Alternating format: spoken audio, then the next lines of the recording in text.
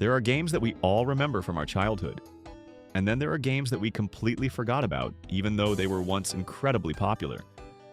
One of them is Insaniquarium Deluxe. At first glance, the game looks incredibly simple. You have an aquarium, a few fish, and all you have to do is feed them. But after playing for a few minutes, you realize this isn't just a normal game about fish.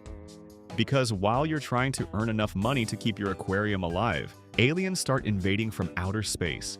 Yes, literally. Insaniquarium was originally created by Flying Bear Entertainment and first appeared as a free Java browser game in 2001. PopCap Games later took over the publishing, and the game eventually received several versions. The deluxe version was released in 2004, and it later made its way onto Steam. And now we get to the main gameplay loop. You start with a few small fish. You have to feed them by clicking around the aquarium and dropping food for them. Once your fish grow big enough, they start producing money. Some produce coins, while others produce valuable gems. You then collect that money and use it to buy better food systems, new fish, and different upgrades. And this is where the game starts becoming incredibly addictive, because the more you invest in your aquarium, the more money you can make. But there is one problem: aliens. At certain points, aliens attack your aquarium and try to eat your fish. And that's when the entire game goes from a peaceful aquarium simulator to complete chaos. Luckily, you aren't completely helpless. You can hatch eggs that give you different pets, each with their own special abilities. Some pets help you feed your fish, some collect money for you, and others can even fight the aliens. Because of this, every level becomes its own little strategy. You have to decide which fish to keep, which pets to use, and what you should spend your money on. And the further you progress, the crazier the combinations become.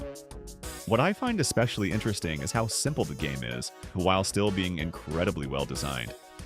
There isn't a huge open world. There aren't dozens of complicated systems you have to learn. The game simply takes the idea of feed fish and make money, and then adds upgrades, pets, different types of fish, and alien attacks. And somehow it works perfectly. You can understand the gameplay within a few seconds, but still end up playing for hours. The deluxe version is still available on Steam, and it continues to have a huge amount of positive reviews. Around 97% of its English Steam reviews are positive, which is pretty impressive for a game that originally came out more than 20 years ago. And maybe that's exactly why Insaniquarium is still remembered today. It never tried to be a massive game. It didn't have a huge story, it didn't have realistic graphics, and it wasn't trying to revolutionize gaming. It simply took an aquarium, added some fish, money, pets, and then asked, what if aliens attacked? And somehow it worked perfectly. Insaniquarium Deluxe is one of those strange PC classics that you might not have played in years, but the moment you hear the music and see those little fish again, you suddenly remember just how addictive this game really was. So, if you played it as a kid, maybe it's time to open your old aquarium again. Just watch out for the aliens.